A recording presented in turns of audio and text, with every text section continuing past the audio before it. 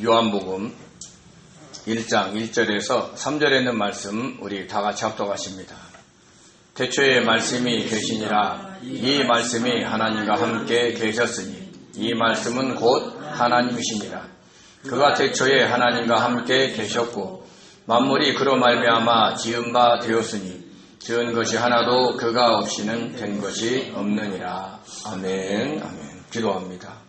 은혜로우신 하나님 감사드립니다. 주님께서 허락하신 이 귀한 시간에 하나님 아버지 찬양과 경배를 올려드리면서 말씀을 전합니다. 하나님 모든 어둠의 세력들을 물리쳐 주시고 아버지 귀한 말씀이 심겨져서 아버지 예수 그리스도를 단단히 믿고 하나님 아버지 이 땅에 믿음으로 승리할 수 있도록 축복하여 주옵소서. 감사하며 예수님의 이름으로 기도드립니다. 아멘. 아멘. 오늘은 어버이 주일입니다. 어버이 은혜에 감사하고 어른과 노인을 공경하는 경로 효친의 전통적 미덕을 기리는 날인 어버이날을 주일에 기념하는 것입니다. 예전에는 물론 지금도 그런 교회들이 있지만 어르신들에게 카네이션을 가슴에 달아드립니다. 그러면 굉장히 좋아하셨습니다. 자녀들도 안 달아주었다고 하면서 좋아하시는 분들도 계셨습니다. 그런데 요즘에는 카네이션을 가슴에 달고 다니는 사람들이 거의 없습니다. 체면이고 뭐고 없는 사람 빼고는 쑥스러워서 못 달고 다니시죠. 그래서 다른 방법으로 많이 합니다. 저희 교회는 조유진 집사님이 카네이션 꽃송이를 준비해 주셨습니다. 그래서 예배 시작 전에 나누어 드린 것입니다. 조유진 집사님을 위해서 생각나실 때 기도해 주시기 바랍니다. 지난 5월 8일 금요일 제54회 어버이날 기념식이 어버이 그 사랑의 날개로 우리라는 꽃을 피웠습니다 라는 주제로 대한상공회의소에서 열렸습니다.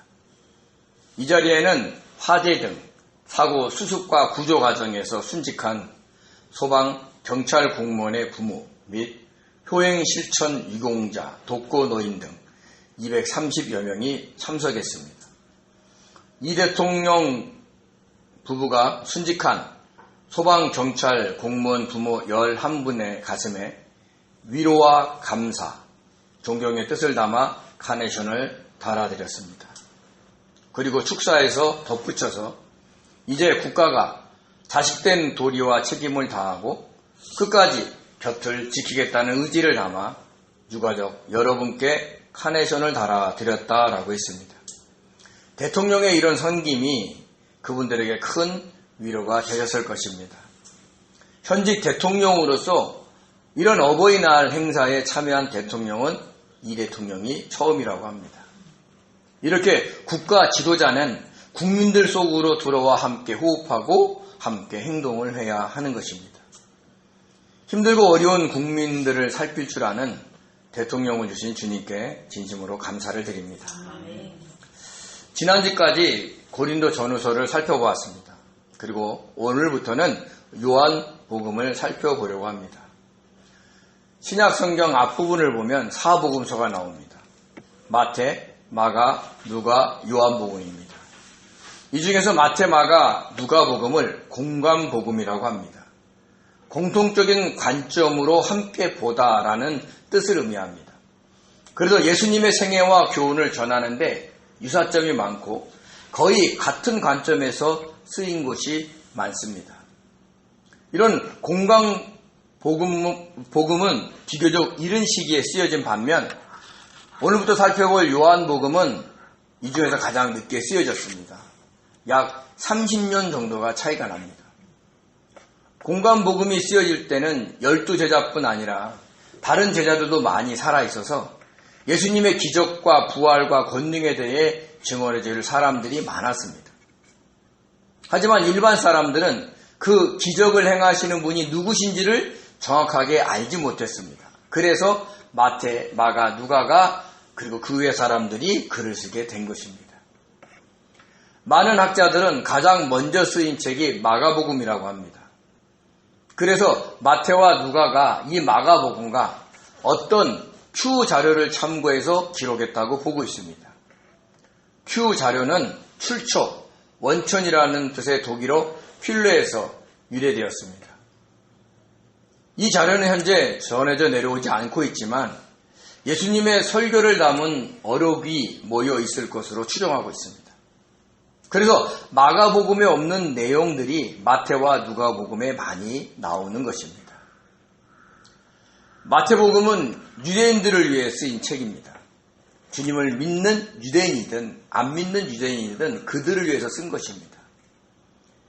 그래서 예수님이 아브라함과 다윗의 자손이며 유대인의 왕으로 오신 메시아라고 소개를 했습니다. 그래서 가장 먼저 족보에 대한 이야기가 나오고 그리고 동방 박사들이 예물을 가지고 와서 경배드리는 탄생 기사가 나오는 것입니다. 유대인들을 향해서 당신들이 그렇게 고대했던 메시아가 바로 예수 그리스도이심을 강조한 것입니다. 마가복음은 로마인들을 위해서 쓰인 책입니다. 예수 그리스도가 하나님 아버지께 순종하셔서 세상의 종으로 오셨음을 중점적으로 설명했습니다. 그래서 마가복음에는 탄생 기사가 나오지 않고 바로 섬기시는 예수님의 모습이 등장하는 것입니다. 누가복음은 헬라인을 위해서 쓰인 책입니다. 이원론에 입각한 헬라 철학에 물든 사람들을 대상으로 쓴 책인 것입니다. 신은 선하고 인간은 악하며 영은 선하고 육은 악하다라는 이원론에 빠져있는 그들에게 예수 그리스도가 하나님의 아들이시면서 사람의 아들로서 완전한 인간, 즉 인자로 오심을 강조했습니다. 그래서 마태복음보다도 탄생 기사가 더 자세히 나옵니다. 그가 언제 잉태했고 어떻게 태어났고 그것을 자세히 쓰고 있는 겁니다. 목자들의 방문도 기록하고 할례도 받고 결례도 행하면서 하나님께 제사 드리는 소년 시절까지 그리고 있는 것입니다. 이렇게 마태는 예수 그리스도를 유대인의 왕으로, 마가는 섬기는 종으로, 누가는 하나님의 아들 즉 인자로 소개하면서 당시 사람들에게 예수님을 알렸던 것입니다. 그리고 세월이 흘러서 약 30년이 흐르다 보니까 제자들이 많이 죽고 별로 남지 않은 상황에 이르게 된 겁니다. 그러자 영지주의자들이 등장을 했습니다. 그들은 헬라의 이원론의 영향을 받아서 영은 선하고 육은 악하며 정신은 선하고 육은 악하다고 주장했습니다. 그런데 어떻게 신이신 거룩한 하나님이 악한 인간의 몸을 입고 오실 수 있느냐라는 것입니다. 그들은 인간의 합리적인 생각을 바탕으로 예수는 하나님의 아들이라고 부인을 한 것입니다. 하나님의 아들이 인간 예수라는 사람의 몸에 잠시 들어와서 사역하시다가 십자가의 고난을 당하기 전에 떠났다는 가연설을 주장하기도 했습니다. 어떻게 신이 인간에게 매를 맞고 십자가에 못 박혀 죽을 수 있느냐라는 것입니다. 그럴 수 없다는 겁니다.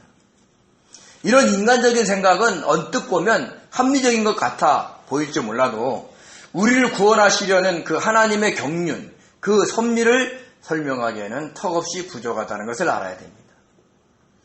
이런 상황을 접한 사도 요한이 안 되겠다. 예수 그리스도가 하나님의 아들로 오셨음을 설명해야 되겠다. 그래서 쓴 책이 요한복음입니다. 학자들은 마태복음이 예수 그리스도를 유대인의 왕으로 묘사했기에 동물의 왕인 사자로 표현했고 마가복음은 종으로 묘사했기에 일 잘하는 소로 표현했고 누가복음은 사람의 아들 인자로 묘사했기에 사람으로 표현했고 그리고 요한복음은 하나님의 아들로 묘사했기 때문에 하늘에 계신 하나님을 상징하는 독수리로 표현했습니다. 근데 이렇게 짐승으로 표현한 것이 다 이유가 있어요. 그건 에스겔서에서 나오는 네 짐승의 형상을 참고한 것입니다. 우리 에스겔서 1장 5절에서 5절, 6절, 10절을 같이 읽겠습니다. 그 속에서 네 생물의 형상이 나타나는데 그들의 모양이 이러하니 그들에게 사람의 형상이 있더라.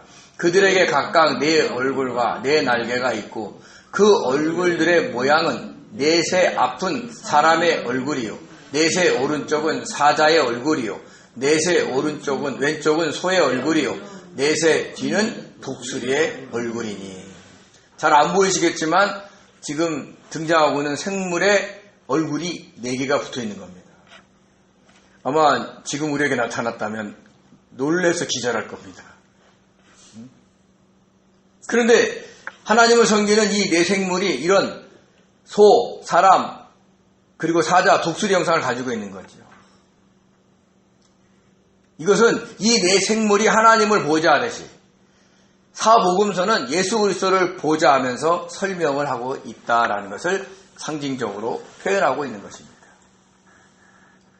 그럼 이 책의 저자는 누구일까요? 사도 요한입니다.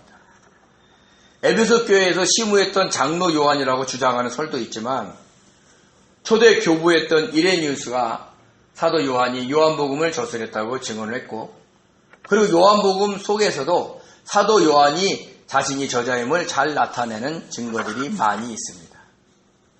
사도 요한, 그는 세베대의 아들로서 야고보의 형제입니다. 예수님께서 중요한 일에 항상 데리고 다녔던 3명의 제자 중에 한 사람이었습니다. 변화산에 올라가셨을 때도, 그리고 겟세마네 동산에서 가깝게 기도하기를 원하셨을 때도 데리고 다니셨던 겁니다. 그런데 이런 사도 요한은 야고보와 함께 성격이 급하고 거칠었던 것 같습니다. 그래서 주님께서 시몬을 향해서 베드로라라고 별칭을 붙여주듯이 이들에게도 우레의 아들이라는 별칭을 붙여준 것입니다. 우리 마가복음 3장 17절 같이 읽겠습니다. 또 세베대의 아들 야고보와 야고보의 형제 요한이니 이 둘에게는 보아네게 곧 우레의 아들이란 이름을 더하셨으며, 그러니까 그냥 천둥번개가 치듯이 성격이 급했던 것 같습니다. 얼마나 급하고 거칠었냐면 주님께서 십자가에 못 박혀 죽으시기 위해서 갈릴리에서 예루살렘에 올라가셨을 때 사마리아를 통과하려고 했습니다. 왜요? 그게 지름길이니까요. 그때 사마리아 마을에 있던 사람들이 그들을 거부했습니다. 왜냐하면 사마리아 사람을 천시하는 유대인들이 예루살렘으로 가기 위해서 자기네 마을을 통과하는 것을 용납하지 않았기 때문입니다. 그들의 그런 무례함을 보고 야고보와 함께 주님께 불로 저들을 멸하라고 할까요? 라고 제안했던 사람이 사도 요한입니다. 우리 누가복음 9장 51절에서 56절을 같이 읽겠습니다. 예수께서 승천하실 기약이 차감해 예루살렘으로 향하여 올라가기로 굳게 결심하시고 사자들을 앞서 보내심에 그들이 가서 예수를 위하여 준비하려고 사마리아인의 한 마을에 들어갔더니 예수께서 예루살렘을 향하여 가시기 때문에 그들이 받아들이지 아니하는지라. 제자 야고보와 요한이 이를 보고 이르되 주여 우리가 불을 명하여 하늘로부터 내려 저들을 멸하라 하기를 원하시나이까. 예수께서 돌아보시며 꾸짖으시고 함께 다른 마을로 가시니라. 아멘. 이렇게 급한 성격을 가지고 있으면서도 또 세상적으로도 욕심이 많았던 사람입니다. 그래서 주님께 찾아가서 자신들, 즉 두 형제를 주님의 우편에, 주님의 좌편에, 그러니까 주님이 이 땅에서 막 큰 사람이 되면, 큰 자리에 올라가면 그 자리에 앉게 해달라고 부탁을 하기도 했습니다. 우리 마가복음 10장 37절 같이 읽겠습니다. 여짜오되 주의 영광 중에서 우리를 하나는 주의 우편에 하나는 좌편에 앉게 하여 주옵소서. 이들의 소원이 이루어졌는지는 몰라도 마치 주님의 우편과 좌편에 앉은 것처럼 주님의 제자 중에서 야고보가 가장 먼저 순교했고 요한은 오랫동안 장수하다가 죽었습니다. 12제자의 사역의 시작과 끝을 이 두 형제가 장식을 한 것입니다. 그래서 그들의 소원이 이 땅에서 이루어지지 않고 영적으로 이루어졌다고 생각이 듭니다. 또 사도 요한은 대제사장과 친분이 있었습니다. 그래서 주님께서 겟세마네 동산에 잡혀서 대제사장 집에 끌려갈 때 함께 그 집에 들어갈 수 있었어요. 그러니까 사도 요한이 갈릴리에 살았지만 잘 살았던 것 같습니다. 그래서 예루살렘에 있는 고위층 사람들과도 그동안에 교류가 있었던 것 같습니다. 우리 요한복음 18장 15절 16절을 같이 읽겠습니다. 시몬 베드로와 또 다른 제자 한 사람이 예수를 따르니 이 제자는 대제사장과 아는 사람이라. 예수와 함께 대제사장의 집들에 들어가고 베드로는 문 밖에 서 있는지라. 대제사장을 아는 그 다른 제자가 나가서 문을 지키는 여자에게 말하여 베드로를 데리고 들어오니. 아멘. 그 예수님이 잡혀가니까 따라간 거예요. 베드로와 사도 요한이. 근데 사도 요한은 안면이 있으니까 들어오게 하고 베드로가 안면이 없으니까 못 들어오게 했던 겁니다. 그래서 다시 베드로를 들어오도록 여자에게 이야기를 했다라는 얘기를 하는 겁니다. 그만큼 정말 예루살렘의 고위층과도 교제가 있었던 사람입니다. 그리고 주님께서 십자가에 못 박혀 죽으시는 현장에서 제자들 중에 유일하게 함께 있었던 제자가 이 사도 요한입니다. 우리 요한복음 19장 26절에서 27절 같이 읽겠습니다. 예수께서 자기의 어머니와 사랑하시는 제자가 곁에 서 있는 것을 보시고 자기의 어머니께 말씀하시되 여자여 보소서 아들이니이다 하시고 또 그 제자에게 이르시되 보라 내 어머니라 하신대 그때부터 그 제자가 자기 집에 모시니라. 아멘. 어떤 이유에서인지 몰라도 주님께서 자신의 육신의 어머니 마리아를 사도 요한에게 부탁하신 겁니다. 아마 자신의 형제들보다도 가장 믿었었던 것 같습니다. 그래서 사도 요한이 마리아를 에베소에서 급진히 모셨다라는 이야기들도 있습니다. 또 요한복음에는 자주 자신을 사도 요한이다 일하지 않고 주님이 사랑하는 제자다라고 소개를 했습니다. 대표적인 예가 요한복음 21장에 나옵니다. 우리 20절과 25절 같이 읽겠습니다. 베드로가 돌이켜 예수께서 사랑하시는 그 제자가 따르는 것을 보니 그는 만찬석에서 예수의 품에 의지하여 주님을 파는 자가 누구오니까 묻던 자더라. 이 일들을 증언하고 이 일들을 기록한 제자가 이 사람이라. 우리는 그의 증언이 참된 줄 아노라. 아멘. 갈릴리 바다에서 고기를 잡던 베드로를 부활하신 주님께서 찾아오셨습니다. 부활하신 주님을 베드로가 피한 거예요. 왜냐?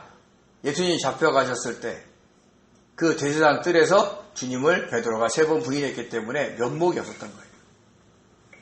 그래서 주님은 베드로에게 묻습니다. 내가 나를 사랑하느냐? 그리고 그의 진심을 보신 후에 내 양을 먹이라 라고 사명을 주셨습니다. 그리고는 너가 젊어서는 스스로 띠뛰고 원하는 곳으로 다녔거니와 늙어서는 내 팔을 벌리리니 남이 내게 띠띠우고 원하지 아니하는 곳으로 데려가리라고 말씀하셨습니다. 그러니까 그가 주님이 맡겨진 사역을 감당하다가 나중에 거꾸로 십자가에 못 박혀 죽을 것을 예언하신 겁니다. 이렇게 주님의 말씀, 예언의 말씀을 들은 베드로가 사도 요한을 보고 주님, 이 사람은 어떻게 되겠사옵나이까? 라고 물었습니다. 그러니까 자신의 장래를 예언하셨기 때문에 사도 요한의 장래, 즉 주님이 사랑하시는 제자의 장래도 알려달라고 하는 겁니다. 그때 주님은 내가 올 때까지 그를 머물게 하고자 할지라도 내가 무슨 상관이냐? 너는 나를 따르라 라고 하셨습니다. 그러니까 다른 생애의 사람이 어떻게 되든 신경 쓰지 말고 너는 너에게 주어진 사명을 잘 감당하라 라고 하신 겁니다. 저와 여러분도 마찬가지입니다. 우리도 주님을 믿으면서 다른 사람과 자신을 너무 비교해요. 주님, 왜 나는 이렇게 삽니까? 저 사람은 저렇게 잘 사는데 꼭 나는 이 모양 이 꼴로 살다가 그래서 주님 믿고 그렇게 살다가 가게 하시겠습니까? 하고 비교하는 거예요. 그렇지 않아요. 그 사람은 그 사람이고 우리는 우리인 거예요. 각자에게 주시는 환경이 있고 각자에게 주신 사명이 있는 거예요. 각자가 주님을 어떻게 믿느냐가 중요한 거지 그 사람이 어떻게 되어서 잘 살고 못 살고가 우리 기준이 돼서는 절대로 안 된다는 걸 잊지 마시기 바랍니다. 그래서 오늘 본문에 요한복음 21장 25절에 뭐냐면 이 사람이 이 일을 증언하고 기록했다라고 얘기를 합니다. 이렇게 요한복음의 저자는 주님이 사랑하는 제자로서 주님과 함께 사역한 제자입니다. 그리고 에베소에 있는 장로 요한이다라고 하는 주장하는 그 주장이 설득력이 없어요. 왜? 에베소에 있는 장로 요한이 주님의 품에 안겼던 사람인지 주님의 사랑하는 제자인지 증거가 없기 때문에 그래요. 그래서 어떤 사람은 에베소에 있는 그 장로 요한이 바로 사도 요한이다라고 이야기하는 사람도 있어요. 그러면 말이 됩니다. 이렇게 요한복음에서는 저자가 사도 요한이라고 직접 언급하지는 않았지만 주님이 사랑하신 제자라고 자신을 소개하고 있는 것입니다. 자, 그럼 이제부터 요한복음의 구절을 한번 살펴보기로 하겠습니다. 요한복음은 크게 4가지로 4부분으로 나눌 수 있습니다. 요한복음 1장 1절에서 18절은 서론이고요. 요한복음 1장 19절에서 12장까지는 표적의 책이고 요한복음 13장에서 20장까지는 영광의 책이고, 그리고 요한복음 21장은 결론입니다.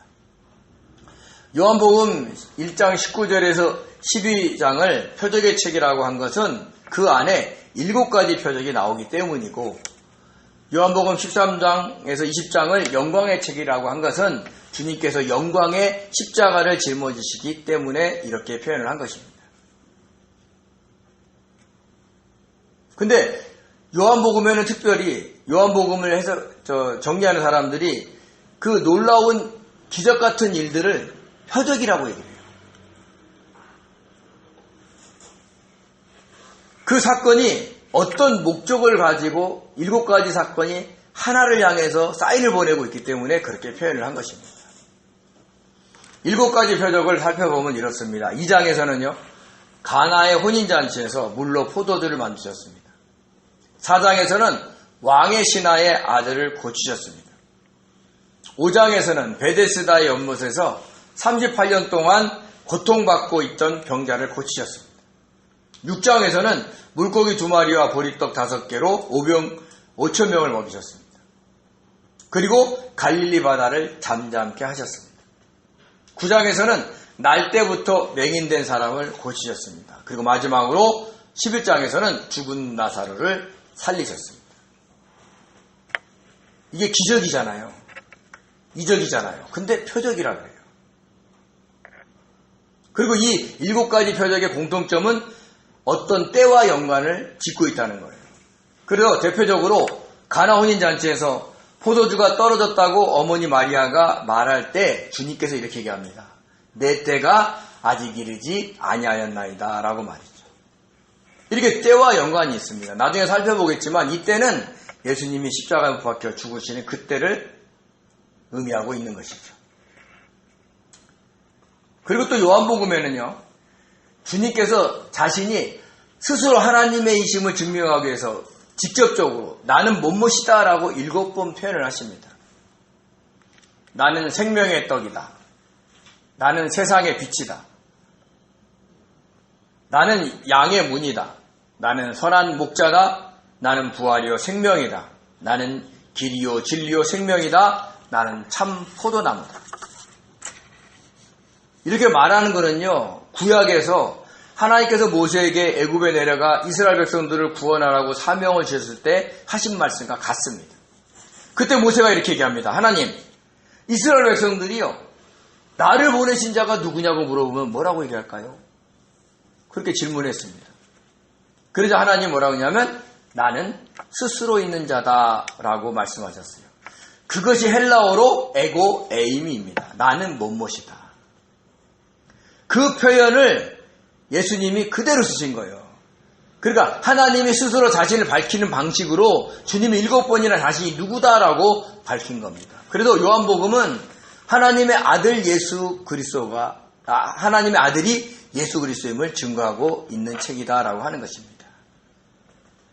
그리고 요한복음 1장 후반절에는요, 예수님과 일련의 사람들의 입을 빌려서 예수님이 누구신가를 칭호하는 7가지 장면이 나옵니다. 세례 요한은요, 주님을 향해서 보라 세상 죄를 지고 가는 하나님의 어린 양이다. 그리고 하나님의 아들이다 라고 했고요. 두 제자는 주님을 향해서 랍비요, 즉 선생님이요 라고 했습니다. 안드레는 주님을 향해서 메시아다 라고 했고요. 빌립은 주님을 향해 나사렛 예수다 라고 이야기를 했습니다. 나다나엘은 주님을 향해서 하나님의 아들과 이스라엘의 임금이다 라고 했고, 예수님은 자신 스스로를 인자다 라고 표현했습니다. 그러니까 이 7가지 칭호를 합치면 어떤 말이 되느냐, 완전한 인간이신 나사렛 예수님이 메시아로서 왕으로 이스라엘 선생으로 세상의 죄를 위해 죽을 하나님의 아들로 오셨다라는 것을 증거하고 있는 것입니다. 이렇게 요한복음의 곳곳에 하나님의 아들이 예수님이다, 그리스도 예수 그리스도다라고 증거하고 있는 것이 많다는 것입니다. 또 요한복음의 특징 중에 하나가 뭐냐면 마태와 마가와 누가복음과는 달리 3번의 유월절이 나옵니다. 그래서 학자들이 예수님의 공생의 기간이 3년이다 라고 주장을 하는 것입니다. 우리 요한복음 2장 13절 그리고 6장 4절 12장 1절을 같이 읽겠습니다. 유대인의 유월절이 가까운지라 예수께서 예루살렘으로 올라가셨더니 마침 유대인의 명절이 유월절이 가까운지라 유월절 엿새 전에 예수께서 베다니에 이르시니 이곳은 예수께서 죽은 자 가운데서 살리신 나사로가 있는 곳이다. 아멘. 그리고 놀랍게도 요한복음에서는 성전 청결 사건이 첫 번째 유월절에서 등장을 합니다. 우리 요한복음 2장 13절에서 16절을 같이 읽겠습니다.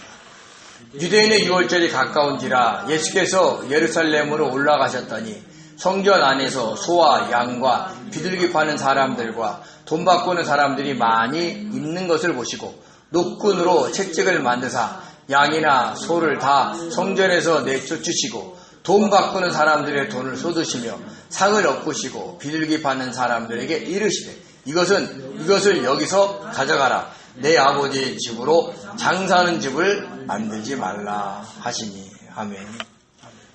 자, 이렇게 요한복음에는 다른 복음서와 달리 공생의 사역 초기서부터 성전을 청결한 사건을 기록하고 있습니다.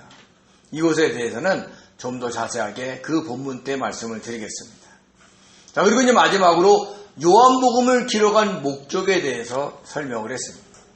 그게 뭐냐?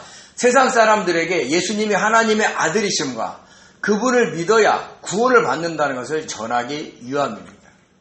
하나님이 세상을 이처럼 사랑하사 독생자를 주셨으니 그를 믿는 자마다 멸망치 않고 영생을 얻게 하려 하십니다.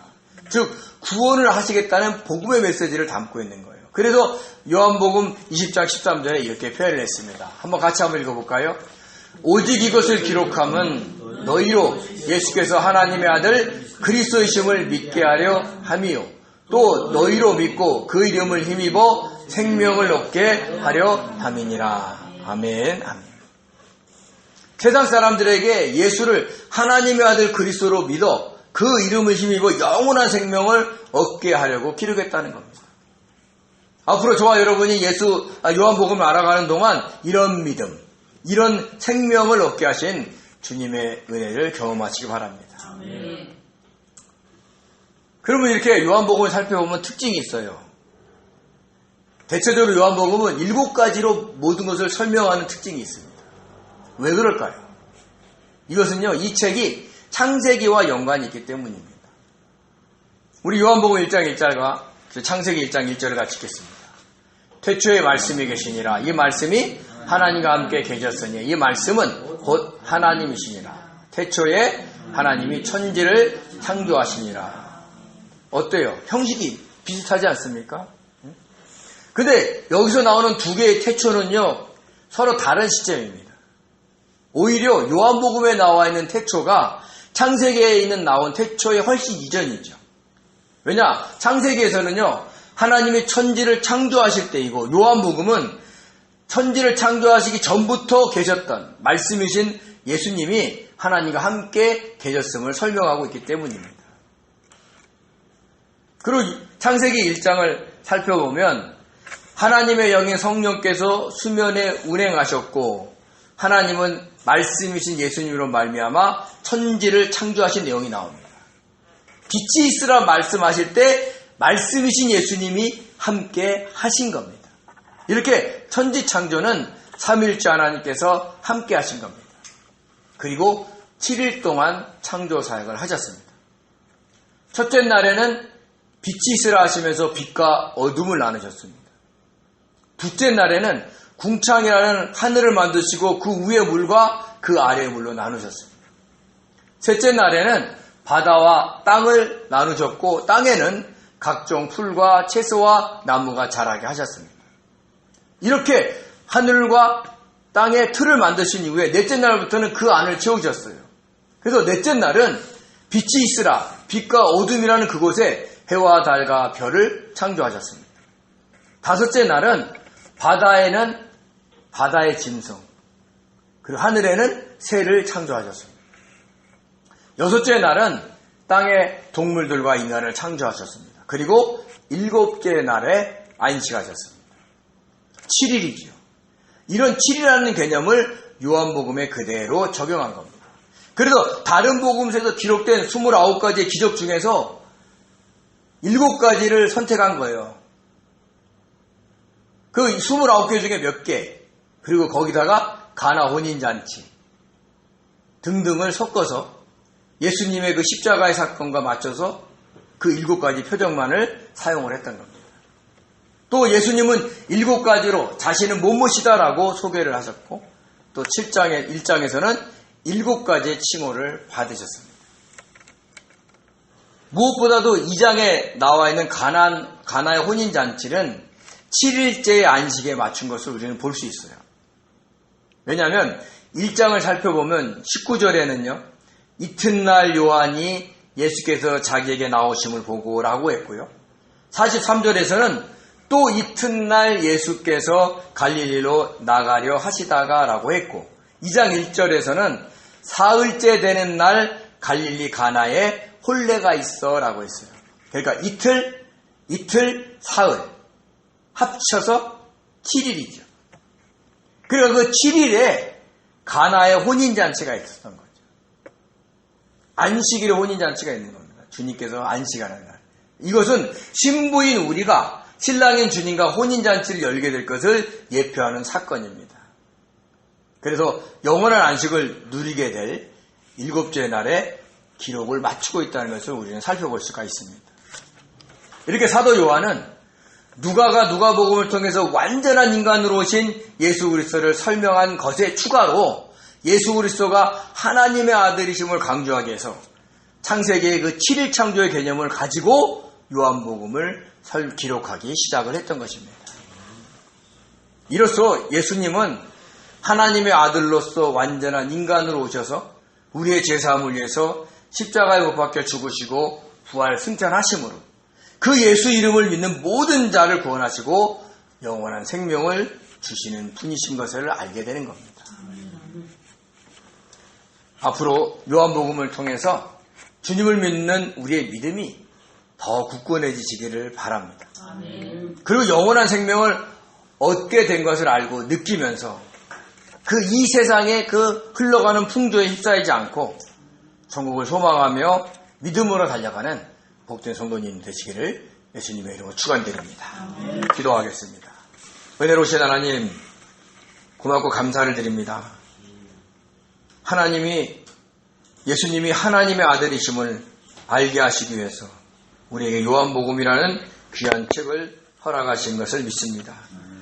아버지, 앞으로 요한복음을 통해서 예수님이 하나님의 아들이시며 그리고 완전한 인간으로 우리의 구원을 위해서 오셨다는 것을 알고 더 믿음 생활에 하나님 진력을 다해서 달려갈 수 있도록 저희들을 도와주옵소서. 감사하며 예수님의 이름으로 기도드립니다. 아멘. 아멘.